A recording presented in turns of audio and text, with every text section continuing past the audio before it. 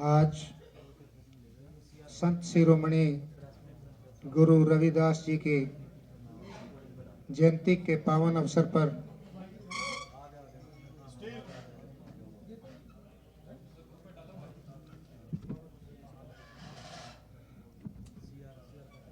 मैं माननीय श्री CR पाटिल जी, माननीय केंद्रीय जल शक्ति मंत्री भारत सरकार एवं श्री श्याम सिंह राणा, माननीय कृषि एवं किसान कल्याण मंत्री हरियाणा का हार्दिक अभिनंदन और स्वागत करता हूँ। यहाँ पधारे वे सभी पत्रकार और छायाकार साथियों का भी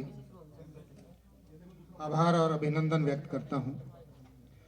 आज बहुत महत्वपूर्ण विषय पर माननीय मंत्री जी आपसे बात करने आए हैं और अब मैं बहुत ही विनम्र अनुरोध माननीय मंत्री जी से करता हूँ कि आज की प्रेस वार्ता का शुभारंभ करें। माननीय मंत्री जी।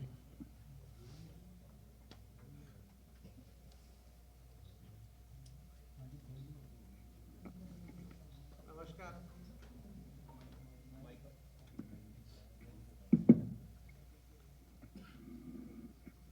नमस्कार। आज संत रविदास शिरोमणि जी का जन्म जयंती है। ऐसे शुभ अवसर पर हम आज मिले हैं और विशेष रूप से केंद्र के बजट की चर्चा के लिए आपको आज मिलना हो रहा है। आज हरियाणा के मंत्रीगण और आप सभी, अब नहीं फटेगा फटेगा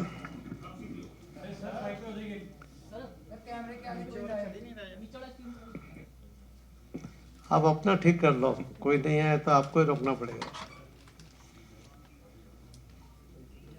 पूरे विश्व में जो अराजकता फैली हुई है, कई देशों के अंदर आपस में युद्ध चल रहे हैं, ऐसी विषम परिस्थिति में आपने देखा होगा माननीय प्रधानमंत्री श्री नरेंद्र मोदी जी के नेतृत्व में तीसरी टर्म की सरकार में आखिरी बार माननीय नाना मंत्री फाइनेंस मिनिस्टर श्रीमती निर्मला सीतारमण जी ने बजट पेश किया है और पहली बार पूरे देश के सभी लोगों को एक बजट में सबको संतोष लग रहा है। सबसे बड़ा काम जो एक समय सिर्फ 2 लाख की इनकम ही कर मुक्त थी, आज माननीय प्रधानमंत्री जी के नेतृत्व में निर्मला सीतारामन जी ने 12 लाख तक की आय को कर मुक्त कर दिया और उसमें भी जो सरकारी गवर्नमेंट में सर्वेंट है या जॉब में है उनको तो 12.75 लाख तक उनको टैक्स मुक्त हो गया। टोटल 8 करोड़ जो करदाता है उसमें से 7 करोड़ जो करदाता है उनको जीरो टैक्स का रिटर्न वो फाइल करेंगे। इतना बड़ा संख्या में लोगों को इसमें एक लाभ भी हुआ है। इसकी वजह से हर व्यक्ति के जेब में जो 12 लाख कमा रहा है उसको करीब 1 लाख से ऊपर पैसा बचेगा, यानी एवरेज 10,000 से ऊपर पैसा हर महीने बचेगा। उसकी जो परचेस करने की शक्ति है वो बढ़ेगी, उसकी वजह से जो डिमांड बढ़ेगी उसकी वजह से इंडस्ट्री को भी फायदा होगा, मार्केट में भी पैसा आएगा। आपने देखा होगा कि 2014 में हमारी अर्थव्यवस्था 11वें नंबर पर थी। माननीय प्रधानमंत्री नरेंद्र मोदी साहब ने जब कार्यभार संभाला 10 साल के अंदर ये अर्थव्यवस्था हमारी दुनिया में 5वें नंबर पर आ गई है। और माननीय प्रधानमंत्री जी ने तो कहा है, सरकार बनाने के पहले ही कहा था कि तीसरी टर्म में हम अपने देश की अर्थव्यवस्था तीसरे नंबर पे लेके आएंगे। तीसरे नंबर की अर्थव्यवस्था का मतलब है कि सभी देशवासियों को, सभी सेक्टर के लोगों को उनके पास पैसा होगा तो ही अर्थव्यवस्था तीसरे नंबर पे पहुंच सकती है। इस बजट के अंदर 12 लाख की आय तो कर मुक्त कर दी, मगर जो विशेष ध्यान दिया गया है, युवा हो, महिला हो, किसान हो, ऐसे अलग अलग सेक्टर के, सीनियर सिटीजन हो, सबके लिए इसके अंदर कुछ न कुछ व्यवस्था ये माननीय प्रधानमंत्री जी के नेतृत्व में इन्होंने की है।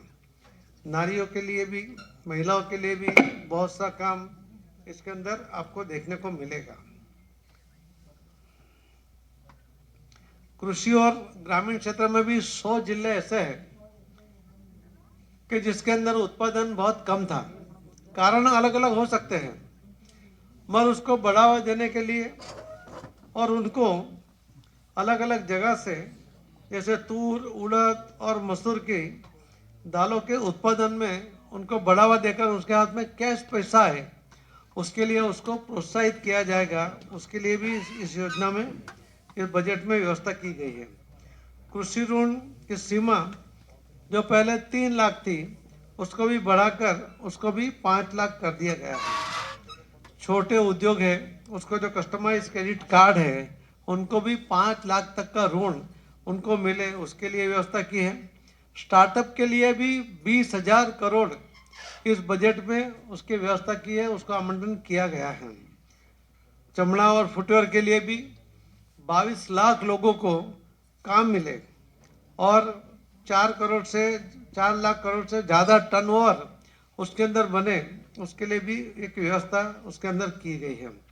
स्वास्थ्य के लिए भी 50,000 अटल टिकरिंग लैब्स अगले 5 वर्षों में बनाने का तय किया गया है। ग्रामीण क्षेत्रों में भी सभी सरकारी सार्वजनिक हॉस्पिटल में वहाँ पर भी डे केयर हॉस्पिटल कैंसर के लिए हर जिले में तो बना है, और इस साल में ही 200 ऐसे डे केयर सेंटर कैंसर के लिए बनाने का भी तय किया गया है।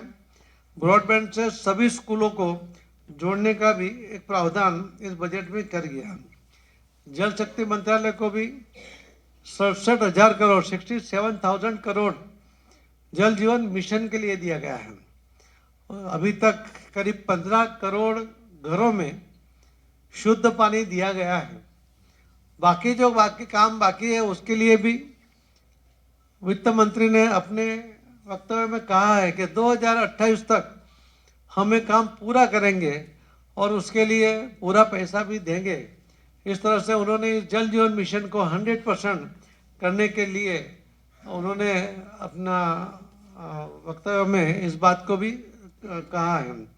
पंजाब और हरियाणा की बात करेंगे तो 2014 में हरियाणा को 19,000 करोड़ रुपया मिलता था और उनको अनुदान में 21,000 करोड़ रुपया मिल रहा था। आज आपको देखिए 2024 में उनको 76,000 करोड़ उनको मिल रहा है और अनुदान में भी 78,000 करोड़ उनको दिया गया है। आपको मैं पंजाब की बात यहाँ नहीं करूँगा क्योंकि यहाँ तो हरियाणा का है, इसके लिए हरियाणा की बात आपके सामने मैंने रखी है। और किसान पीएम किसान सम्मान निधि ये योजना जो मोदी साहब ने बनाई है, वो सीधे किसानों के लिए अगर कोई योजना कोई सरकार ने बनाई तो पहली बार माननीय प्रधानमंत्री नरेंद्र मोदी साहब ने बनाई है। इसका नाम भी देखिए आप, किसान सम्मान निधि योजना। इसके अंदर कोई किसान जो हम उसको जगत का ताज कहते हैं, उसको सम्मान देते हैं, वो लाचार नहीं होना चाहिए। इसीलिए वो लाचारी से कोई नायब मामलतदार को या मामलतदार को अर्ज करे, एप्लीकेशन करे कि मुझे कुछ आवश्यकता है, मुझे कुछ मदद करिए। उसको ऐसी लाचारी प्रकट नहीं करनी पड़े, उसको किसी के सामने हाथ फैलाना नहीं पड़े। इसीलिए उसको हर साल 6,000 रुपया 3 हफ्ते में उनके अकाउंट में जमा होता है। उनको कोई एप्लीकेशन करने की आवश्यकता नहीं, अपने लाचारी प्रकट करने की आवश्यकता नहीं, कोई अलग से एप्लीकेशन उसको करने की आवश्यकता नहीं होने के कारण सीधा उनके बैंक अकाउंट में उतना पैसा जमा हो जाता है। अब देखिए उसके अंदर भी करीब हरियाणा में 13.8 लाख किसानों को इस योजना का लाभ मिला है और पूरे देश में 9.58 करोड़ करीब 10 करोड़ से अधिक किसानों को ये पीएम किसान सम्मान योजना से लाभ मिला हुआ है। ये जो हरियाणा के लिए रेलवे बजट में भी 3,416 करोड़ यहाँ पर आवंटित किया गया है। 14 नई रेलवे परियोजनाएं, 1,195 किलोमीटर लंबी रेल परियोजना भी इसमें बताई गई है। 34 रेलवे स्टेशनों को अमृत स्टेशन योजना के तहत पुनः विकास करने का भी इस बजट में जोगवाई की गई है।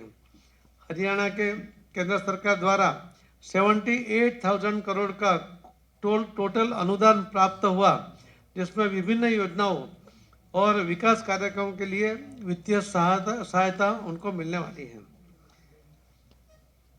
भूटा नाला पुनरुद्धार परियोजना का उसके ऊपर भी काम चल रहा है। उसके लिए 2 जो एसटीपी नए बन गए हैं, 4 जो एसटीपी पुराने थे उनका भी पुनरुद्धार किया गया है। अन्य उपचार वहाँ चल रहा है। इस तरह से बुड्ढा नाला में जाने वाला सीवेज हो या कोई केमिकल हो या डेयरी में से जाने वाला कोई पानी हो, उसको रोककर उसको ट्रीट करने की भी योजना ये इसके अंदर बनाई गई है। आपको राजस्थान में सतलज नदी से निकलने वाली नहरों से प्रवाहित पानी के या जल की गुणवत्ता में सुधार करने के लिए ये योजना बनाई है। हरियाणा में अटल जल योजना भी लागू की गई है। पूरे देश में करीब 150 जिले ऐसे हैं तो उनमें अलग अलग ब्लॉक में डार्क जोन है। हरियाणा भी उसके अंदर है। हम इस साल के अंदर हमारा मंत्रालय ने तय किया है कि एक साल में सरकार और लोगों का साथ सहकार लेते हुए हम उसको डार्क जोन में से बाहर निकलने की पूरी कोशिश करेंगे। आप सबका भी सहयोग उसके अंदर मिलेगा। हमें यहाँ आया उसके पहले हरियाणा के जो लोग सूरत में हैं उन्होंने 1,000 रेन वाटर हार्वेस्टिंग का स्ट्रक्चर खड़ा करने के लिए प्रॉमिस किया है। अपने पैसों से वो करेंगे। माननीय प्रधानमंत्री मोदी साहब ने 2021 मार्च में कहा था catch the rain water harvesting द्वारा ये पानी को जमीन में उतारना चाहिए, वो बहकर नदी से दरिया में ना जाए, उसके लिए व्यवस्था करनी चाहिए। 6 सितंबर को जब 2024 में मोदी साहब ने सूरत वर्चुअल कार्यक्रम किया, जब एक आह्वान किया था, उन्होंने कहा था मातृभूमि से कर्मभूमि से मातृभूमि के लिए कुछ करिए। मुझे बहुत कहते हुए हर्ष है कि राजस्थान के 40,000 गांव में हर गांव में 4 बोर, 1,60,000 बोर करने का, बोर यानी स्ट्रक्चर रेन वाटर हार्वेस्टिंग के लिए, पानी निकालने के लिए नहीं, उसका काम लोगों ने शुरू किया है। मध्य प्रदेश में भी 15,000 रेन वाटर हार्वेस्टिंग स्ट्रक्चर बन रहे हैं। बिहार में भी 10 जिले के सभी गाँव में 4 स्ट्रक्चर, उसका भी काम शुरू हुआ है। हरियाणा में इलेक्शन के वजह से यहाँ काम नहीं हुआ था। मैं आया उसके पहले मैं हरियाणा के लोगों को वहाँ मिला था सूरत में, और उन्होंने 1,000 रेन वाटर हार्वेस्टिंग का स्ट्रक्चर खड़ा करने का प्रॉमिस किया है। हम हरियाणा के मुख्यमंत्री जी को भी सूरत एक बार बुला के मीटिंग करेंगे और कहाँ कहाँ पहले करना है उसके ऊपर भी हम प्लानिंग करेंगे। आज मैं यहाँ आया था चंडीगढ़ भी मुझे यहाँ 2 लोग मिले, 2 इंडस्ट्रियलिस्ट मिले, और उन्होंने कहा कि हम लोग पूरे ग्रुप हम बड़े मात्रा में इसके ऊपर भी काम करेंगे। तो सिर्फ सरकार नहीं, सरकार के साथ लोग भी जुड़े।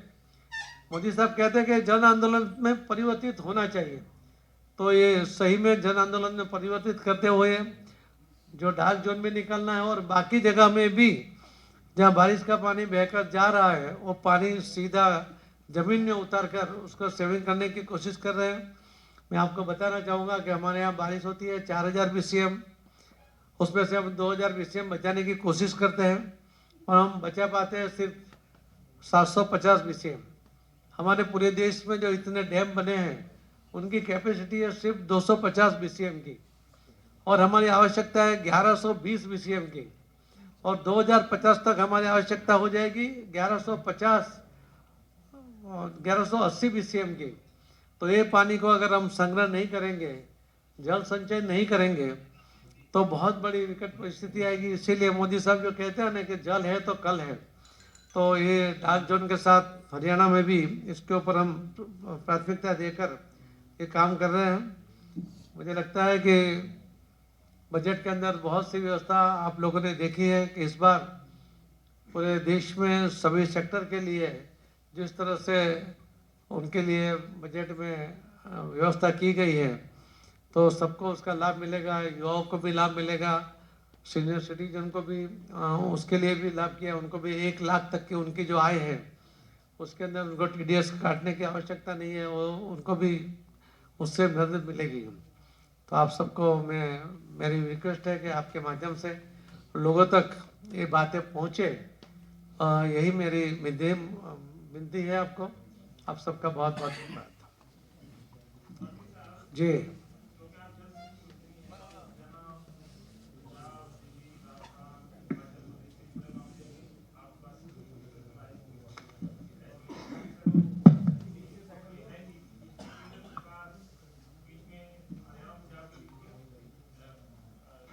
बातचीत करके और उस समस्या को हल करने का प्रयास कर रही है।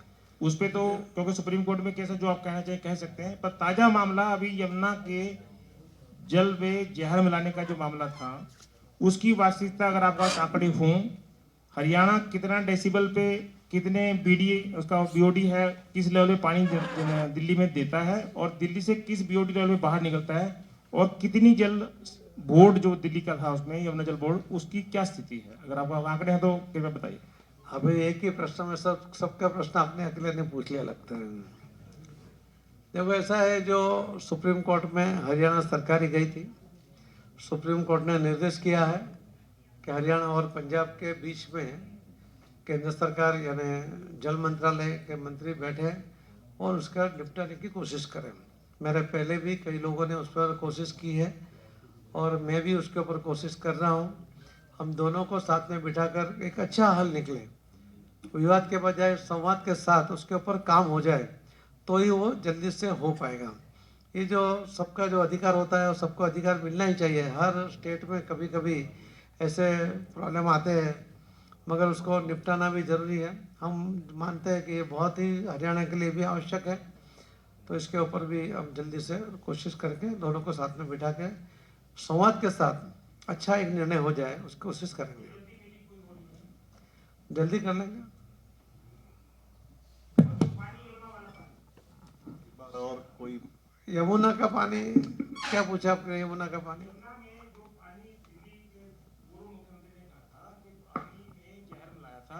ये एक तो अलग विषय है, लेकिन पानी खराब है यमुना का।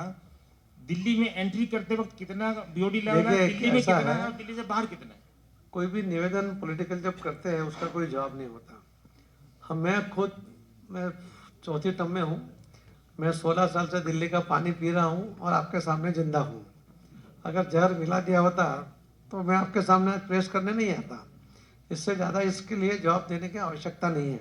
और यमुना का जो पानी गंदा हो रहा है उसके अंदर 90% जो वहाँ का सीवेज है या जो इंडस्ट्री है उसका जो पानी आ रहा है, जो कचरा डाल रहे हैं लोग, उसकी वजह से उसका पानी, और जो सिटी का एरिया होता है उसके अंदर वो स्टेट का अधिकार है।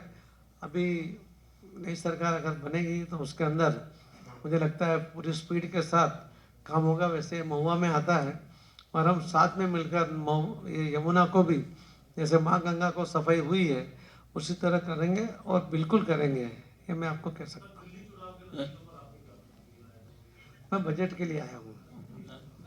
पाटिल साहब, ये जो पाटिल जी ये जो डार्क जोन आपने बताया कि हरियाणा में 150 डार्क जोन है, तो पूरे देश में कितने डार्क जोन हैं? आपने ठीक से सुना नहीं, मैंने कहा पूरे देश में 150 जिले में अलग अलग ब्लॉक है, उसमें हरियाणा में भी डार्क जोन है। हम उसको पूरा टारगेट करके हमने आइडेंटिफाई कर लिया है और वहां पर हम काम करेंगे। नेक्स्ट कोई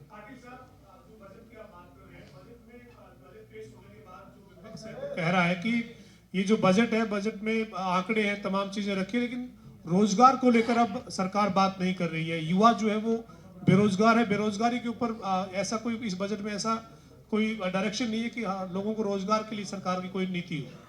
देखिए, विरोध पक्ष का काम है विरोध करना, चाहे कितना भी अच्छा हो। कभी आपने सुना है कि इतने सालों में किसी ने बजट के बारे में अच्छा बोल दिया? नहीं बोलेंगे। क्या बजट पूरा खराब है? उसमें से कुछ तो उनको अच्छा लगा होगा, नहीं लगा, नहीं लगेगा भी नहीं। मगर मैं आपको कह सकता हूँ कि युवाओं को काम मिले, महिलाओं की सुरक्षा बढ़े, महिलाओं की जो तकलीफ है वो दूर हो जाए। एक जल जीवन मिशन, उसके लिए दूसरा 67,000 करोड़ रुपए जो मेरा मंत्रालय की बात है इसके लिए मैं कर रहा हूँ। अब जो WHO का रिपोर्ट कहता है कि जल जीवन मिशन के कारण 5.5 करोड़ घंटे महिलाओं के बचे हैं। ये बहनें रोज इतना बोझ उठाकर पानी लाती थी, इतने दूर तक जाती थी और 5.5 करोड़ घंटे उनके उसमें खर्च होते थे। ये योजना के कारण उनको अपने घर में शुद्ध पानी मिल रहा है, उनको कहीं जाने की आवश्यकता नहीं है, उनके 5.5 करोड़ घंटे बच रहे हैं।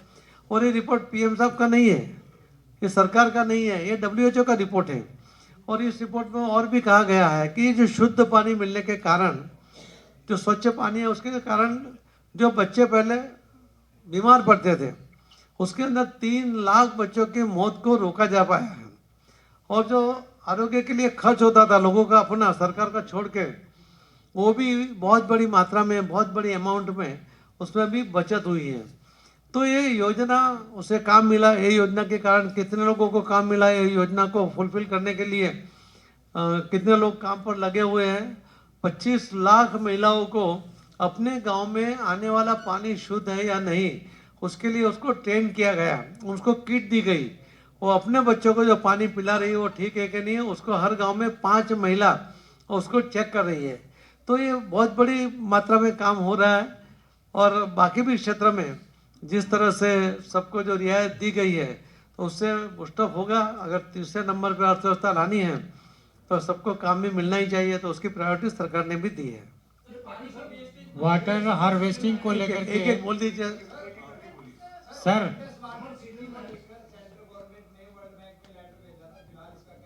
कौन सा?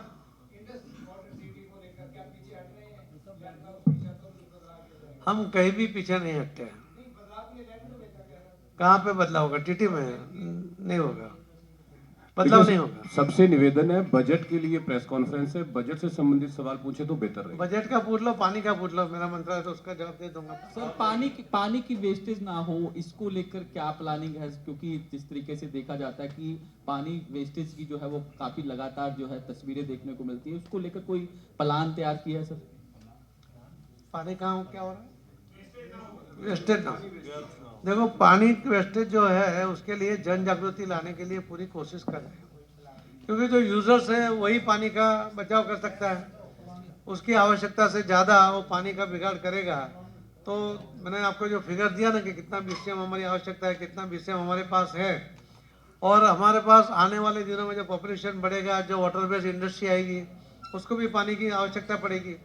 तो ये सबको देखते हुए हमारा जो प्लानिंग है कि हम जो जल जीवन मिशन में रेन वाटर हार्वेस्टिंग को जब हम ज़्यादा ही कर रहे हैं कि हमारे पास 750 बीसीएम ही पानी हम संचय कर सकते हैं। अगर ये जमीन में उतारेंगे तो जल संचय ज़्यादा होगा, तो पानी की आवश्यकता है तो हर गांव में पानी मिलेगा, हर खेत में पानी मिलेगा। उसके ऊपर भी एक काम चल रहा है। वाटर हार्वेस्टिंग जो है एक महत्वपूर्ण प्रोजेक्ट है सेंट्रल गवर्नमेंट का। पाटिल साहब ये तो इसको लेकर के बजट में जो है क्या प्रावधान रखा गया है और फ्यूचर प्लान क्या है हार्वेस्टिंग प्रोजेक्ट को लेकर? मैंने कहा ना आपको, डार्क जोन के लिए हमारे पास और बजट में व्यवस्था की गई है। वर्ल्ड बैंक ने भी उसके अंदर एक लोन दी है, लोन नहीं दी उसने ग्रांट दी हुई है। और हम ज़्यादातर गांव के लोगों को, या जो पीएम साहब ने कहा ना कि कर्म भूमि से मातृभूमि में कुछ काम करें, हमने 4 महीने में 5,40,000 स्ट्रक्चर खड़े कर दिए हैं। सिर्फ हम यहाँ पर हरियाणा इसके लिए नहीं शुरू किया कि यहाँ पर इलेक्शन का माहौल था, उस टाइम उसको नेगेटिव जाता, मगर हम आने वाले दिनों में यहाँ पर भी शुरू करेंगे। हमारा टारगेट है 31 मई तक हम 10 लाख स्ट्रक्चर खड़ा कर देंगे। ये पाटिल साहब, समर सीजन में दिल्ली में पानी की डिमांड बढ़ जाती है और उससे हरियाणा पर बड़ा प्रेशर पड़ता है, तो क्या दिल्ली के लिए कोई लॉन्ग टर्म प्लान है पानी का? दिल्ली के पॉपुलेशन के आधार पर उनकी आवश्यकता है 700 MCM की, हम उनको 925 MCM दे रहे हैं। मगर जो पॉलिटिकल उनका जो प्रचार करने की जो आदत थी, और हर बार कुछ न कुछ इश्यू बनाकर वो लोगों को भ्रमित करने की कोशिश करते हैं। इस बार नई सरकार बनेगी, उसका प्लानिंग हो जाएगा, ना तो आपके ऊपर दबाव बढ़ेगा, ना वहाँ को किसी को पानी की किल्लत होगी, उसकी व्यवस्था हम करेंगे। धन्यवाद। मंत्री जी बजट पर सवाल है। मंत्री जी, बजट के अंदर 12 लाख का आपने बताया कि आय सीमा पर कोई कर नहीं है, लेकिन जीएसटी पर किसी तरीके की रियायत जो है वो नहीं दी गई है। खासतौर पे व्यापारी वर्ग जो है वो काफी ज्यादा एक्सपेक्टेशंस थी कि बजट के अंदर जो है वो जीएसटी को लेकर जो स्लैब्स जीएसटी की हैं, जो अलग उनकी कमेटी है वो उसके ऊपर निर्णय करती है। बजट के साथ उसको जोड़ा नहीं जाता। फाइनेंस मिनिस्टर वो निर्णय नहीं करते हैं। फाइनेंस मिनिस्टर की अध्यक्षता में जो अलग जीएसटी की काउंसिल है और सभी राज्य के फाइनेंस मिनिस्टर उसके अंदर आते हैं और चर्चा होती है और उसके ऊपर निर्णय होता है। वो बजट के साथ उसका संबंध है। थैंक यू वेरी मच, धन्यवाद धन्यवाद।